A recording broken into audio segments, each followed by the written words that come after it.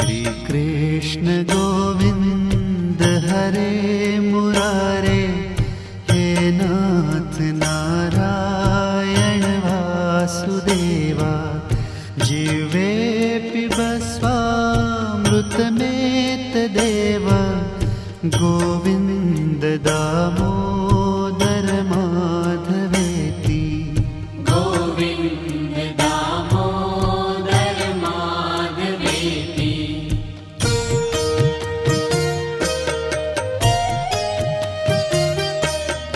विक्रेतु कामा किल गोपकन्या, मुरारिपादार्पित चित्तवृत्तिः।